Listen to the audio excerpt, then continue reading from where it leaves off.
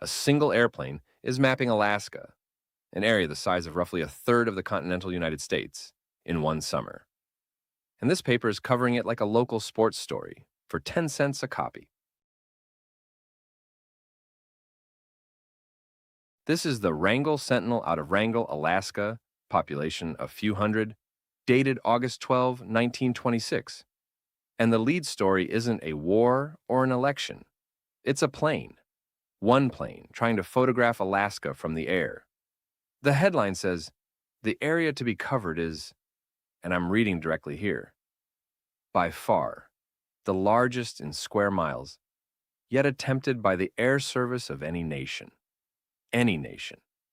The expedition is led by Lieutenant Ben H. Wyatt, and the aircraft carries what the paper calls a K3 camera and movie picture cameras. The plane flies at around 10,000 feet and can cover, the article says, 700 square miles per hour. 700 square miles per hour from the ground. Here's where it gets stranger. The engine powering all this is something called the inverted Liberty motor, doing 115 miles per hour. The whole expedition has 3 officers and 40 men. And the camera?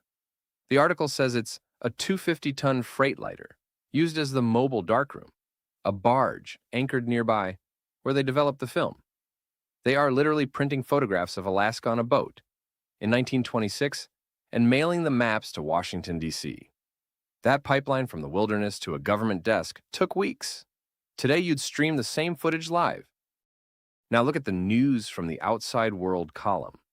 That's the wire section, national and international.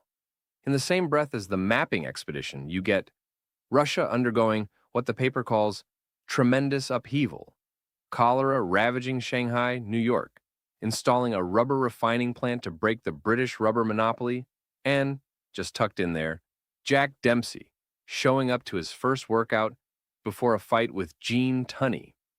That fight, 2 months later, would be called the fight of the century.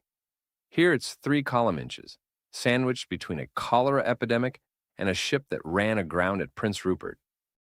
What this page captures is a world where the map was still being drawn, literally. Alaska in 1926 was a territory, not a state.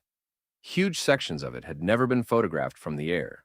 1 man, 1 plane, and 40 people on a barge were the entire effort.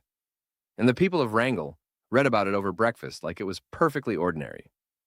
Because to them, it was. Another front page tomorrow, and if you don't want to miss it, subscribing takes about 3 seconds.